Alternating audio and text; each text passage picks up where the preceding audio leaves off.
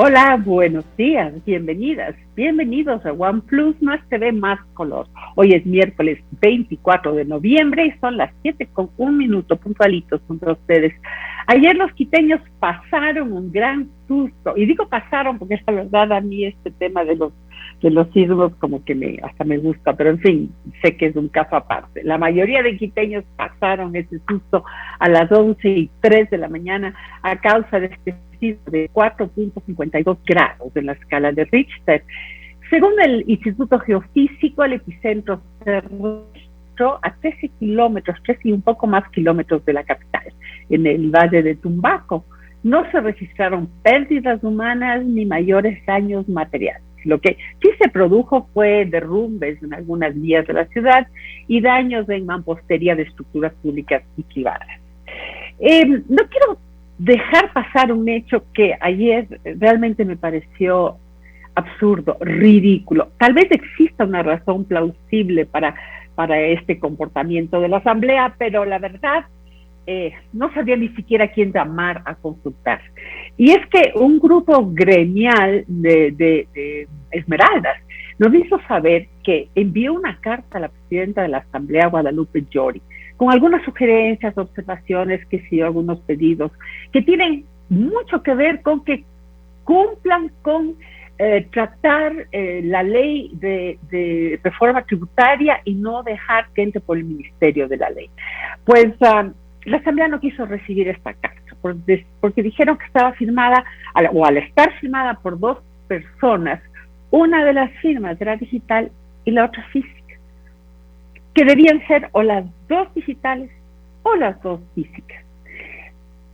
Increíble, o sea, hoy en día, si ambas tienen validez, ¿por qué tiene que ser con este encajonamiento?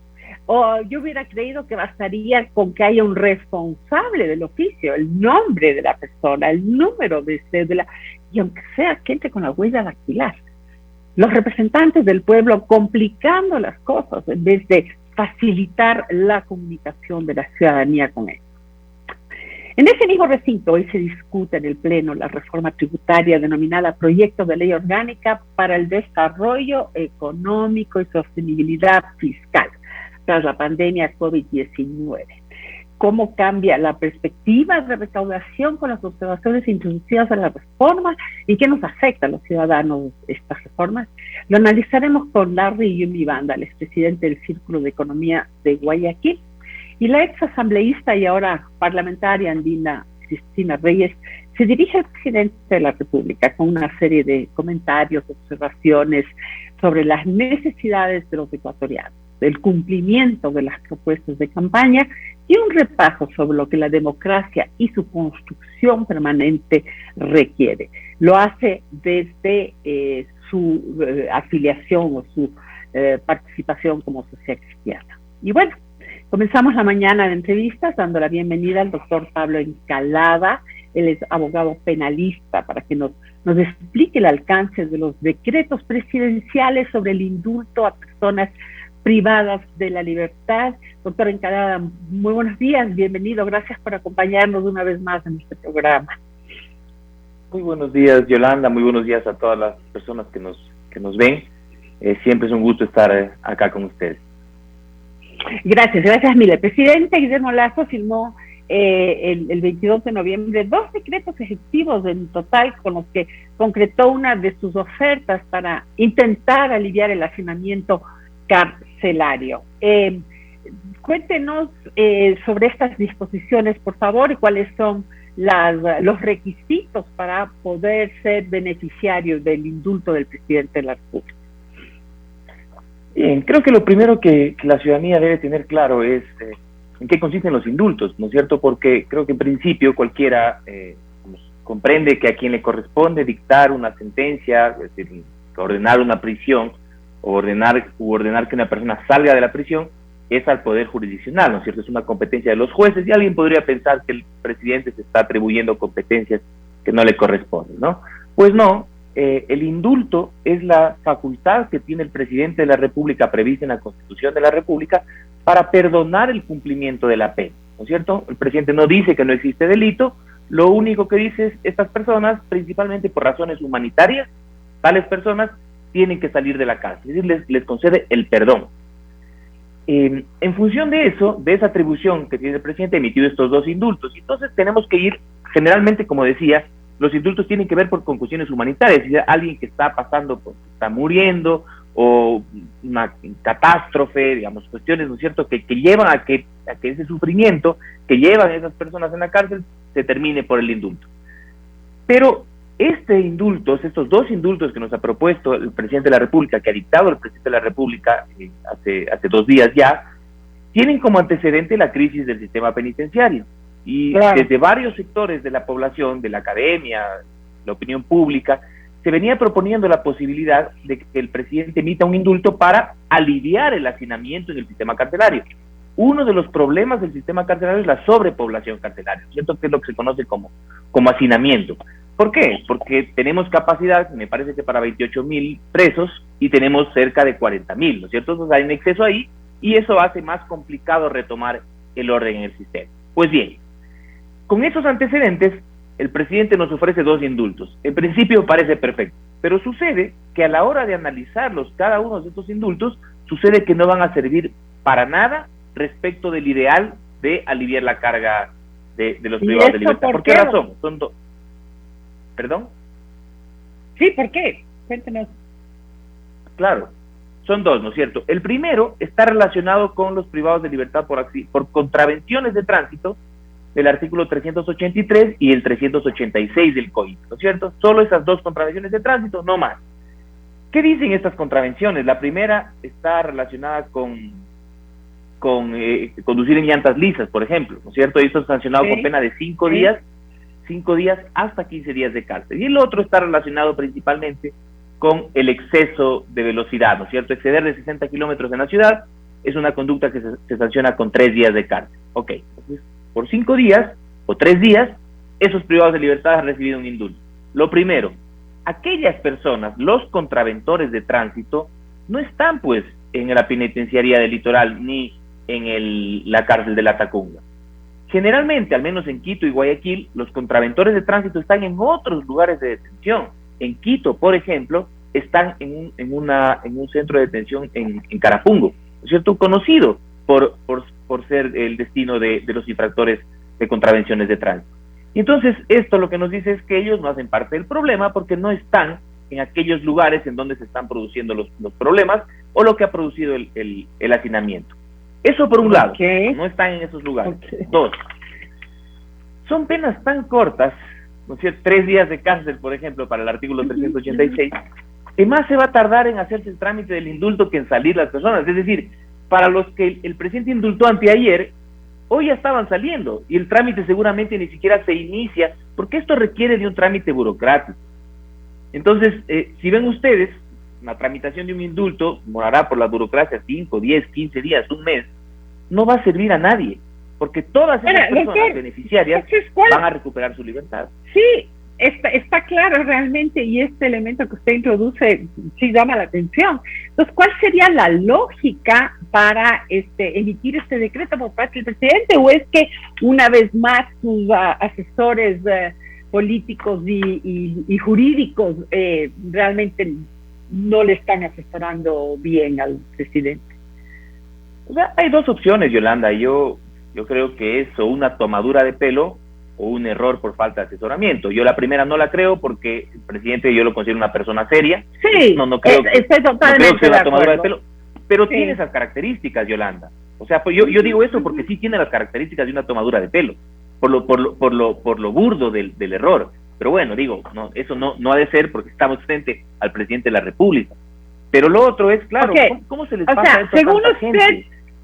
Exactamente, y realmente si usted no traía estos detalles y cómo funciona y el procedimiento, etcétera, realmente uno creería que sí, que se está beneficiando a estas personas y que se alivia de alguna manera el tema de la crisis que hoy viven las cárceles. Usted tiene absolutamente toda la razón, eso ni siquiera, pero la verdad, yendo un poco antes, también es ridículo que haya encarcelamiento por llantas lisas y por pasarse un semáforo, o por ir a exceso de velocidad, pero bueno, ese es tema para otro programa. En fin, entonces, Eso es para otro programa, pero es parte de la discusión y hay que abordarla en algún momento, porque eso hace parte de la solución de nuestro sistema penitenciario.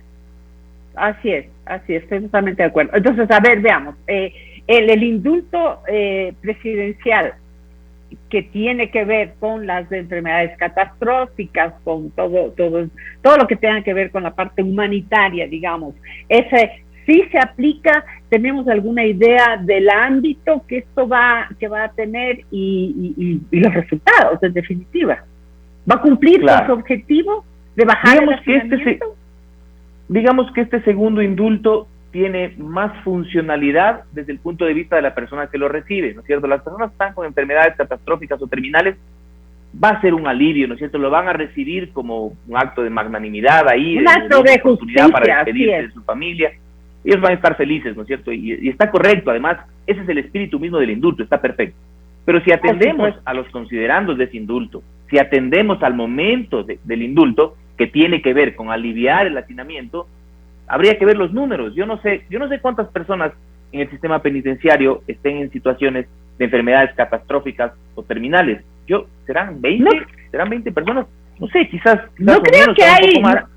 A ver, no creo que haya datos certeros o registros de quiénes, no se sabe incluso cuántos reclusos hay en definitiva, ni tampoco hay clasificaciones internas dentro de esto. Probablemente tampoco se sepa a ciencia cierta quiénes están en condiciones de recibir este indulto, ¿no? Pero usted dice que podría ser aproximadamente 20, 30. No, digo eso desde mi percepción, mi intuición. Pero lo que es seguro es que no es una cantidad importante. Eso sí es seguro. O sea, si estamos seguros de algo, es que no es una cantidad importante de privados de libertad. Por lo tanto, no va a servir para nada para los efectos que se están planteando. Entonces, los dos indultos, en conclusión, es que no van a servir en absoluto para atender el problema de hacinamiento en el sistema penitenciario. Entonces, ¿de qué estamos hablando? ¿De populismo, como le llaman, populismo penalista? Así he oído referirse a algunas de las decisiones y resoluciones que vienen desde la Presidencia de la República. Quizás no sé si es una función simbólica, porque el presidente ya lo anunció antes, ¿no? Él ya cogió este criterio del indulto y anunció, me acuerdo en alguna declaración pública, dijo que iba a emitir estos indultos, pero ahora no sale con esto. Entonces, lo cierto es que entre la finalidad que él tiene y los resultados no hay coincidencia. Entonces ni siquiera tiene que ver con un populismo penal, porque el populismo penal más bien significa la maximización del sistema penal, ¿no es cierto? Y esto, claro, el populismo penal tiene sentido porque generalmente hacer las cosas bien, cuando hablamos de derecho penal, cuando hablamos de justicia, cuando hablamos de seguridad, hacer lo correcto generalmente no es popular. Entonces yo sí le puedo plantear una alternativa frente a la intención del presidente de reducir el hacinamiento, y seguramente las personas que nos escuchan van a pensar que no está bien, porque hacer lo correcto no es popular. Entonces yo digo, si es que el presidente quiere realmente reducir el hacinamiento, pues emita un indulto del cual se beneficien, por poner de ejemplo, todos los privados de libertad por microtráfico de drogas o por delitos contra la propiedad que han cumplido el 60% de la pena. ¿Por qué le planteo esto? Alguien podría decir, no, los delincuentes tienen que cumplir toda la pena, etcétera. No es así. Los privados de libertad tienen como derecho previsto en el COIP, en el Código Orgánico Integral Penal, que cumplido el 60% de la pena tienen el derecho a salir ya. Es lo que se conoce antes prelibertad, hoy se llama régimen semiabierto. Esto existe en todo el mundo. La posibilidad de ya incorporarse en la sociedad cumplido cierto porcentaje de la pena. En nuestra ley dice el 60%. Entonces alguien me dirá, bueno, pues entonces que salgan. ¿Por qué no salen? Por las trabas burocráticas. El sistema penitenciario, que es el trámite administrativo, está colapsado, no está atendiendo estos pedidos, o se demora 6 meses, 1 año, y cuando sale del sistema administrativo pasa a los jueces de ejecución de penas, y estos jueces tampoco se dan abasto para despachar, por lo tanto pasarán 1 o 2 años en beneficiarse de esta medida. Por lo tanto, sí, Yolanda. No, yo quería comentar, a raíz de este acuerdo nacional que fomentó el presidente con las diferentes instituciones que tienen que ver con el tema carcelario y que podrían aliviar el tema cada uno de su instancia, hablemos de lo judicial, fiscalía, defensoría del pueblo, etcétera. Lo que se evidenció es la imposibilidad y la sobresaturación que hay en cada una de esas instituciones para poder proceder eficientemente y con rapidez. Entonces, realmente así exista toda la intención de hacer algo hoy en día para bajar el número de PPLs y que no existe este hacinamiento y poder tener mayor control, realmente las instituciones tampoco pueden responder. Claro, pero es que tienes que buscar soluciones, ¿no es cierto? Porque está clarísimo que ahí hay causas como que haya habido un abandono del Estado al sistema penitenciario, está clarísimo, por eso está tomado por los delincuentes, por eso nos hacen rueda de prensa desde la cárcel, ¿no es cierto? Está claro que hay un abandono del Estado. Entonces se requieren respuestas urgentes y respuestas eficaces. Abandono, no estos simbolismos de ¿no? presentarnos estos decretos que no sirven para nada. Ajá, así es. Y entonces, pero simplemente para terminar la idea que manifestaba anteriormente, ¿no es cierto? Es entonces el presidente, si estas personas ya tienen derecho, estos que han cumplido el 60% de pena, evitemos el trámite burocrático dentro del propio función ejecutiva, con los trámites en el sistema penitenciario de prelibertad, evitemos el trámite de la función judicial y emita un decreto que les ahorre ese trámite y salgan en, no sé, 15 días o en un mes, y hemos aliviado de manera significativa el hacinamiento carcelario. Ahora salió en alguno de los periódicos, creo que no sé si fue El Comercio, la verdad, pero decían que con respecto a este tema de los indultos, temen que o tendrán que estar muy controlando mucho la corrupción que venga de los certificados médicos. O sea, realmente esto no tiene fin. O sea, si ahora la preocupación es esa, que los certificados médicos sean legales, sean oficiales y que no haya corrupción a ese nivel. ¿Cómo se explica? Claro, lamentablemente el sistema está tan corrompido que eso no podemos descartar, ¿no? Así que sí, habrá que estar atentos y que las personas que se beneficien de este indulto humanitario finalmente sean las que corresponde, digamos, están en esa situación de enfermedad. Otra vista, doctor, tiene que ver con esto de la prisión preventiva. No hay un abuso, un aceleramiento de los jueces digamos, resolver sobre la prisión preventiva cuando en muchas ocasiones no es necesaria, y no sé si usted tenga ejemplos que nos pueda dar sobre este tema. Claro que sí, Yolanda, y ese quizás es la principal causa para el hacinamiento penitenciario. ¿Por qué razón? Porque del 100% de los privados de libertad, el 40% está en prisión preventiva. ¿Qué es la prisión preventiva? La prisión preventiva es la privación de la libertad de un inocente que está esperando que se dicte una sentencia. Alguien dirá, no, capaz que han de ser culpables. Bueno, no sabemos. El estado de la persona que está siendo procesada y no tiene sentencia aún es de inocente, ¿no es cierto? Entonces, por principio, la prisión preventiva y la presunción de inocencia son incompatibles, pero por excepción se admite que se pueda dictar una prisión preventiva. Por eso la Constitución, los tratados internacionales, la ley penal, la doctrina, la jurisprudencia, hay consenso absoluto de que la prisión preventiva es excepcional. Y sin embargo, en nuestro sistema se aplica como regla general. ¿Por qué? Por lo que le decía hace un momento, porque hacer lo correcto no es popular. El populismo penal implica la maximización de las leyes penales, y entonces tenemos una Fiscalía General del Estado que es bastante popular y que tiene que pedir prisión preventiva y que pide prisión preventiva en el 100% de los casos.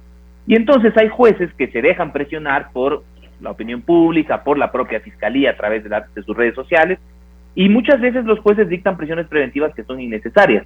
Otras veces los jueces se atreven a no atender el pedido de Fiscalía y inmediatamente son atacados por portales digitales, por tuiteros o por la propia Fiscalía. Y entonces eso ha hecho que la prisión preventiva se use de manera arbitraria, ¿no es cierto?, no excepcional, en circunstancias en las que no amerita.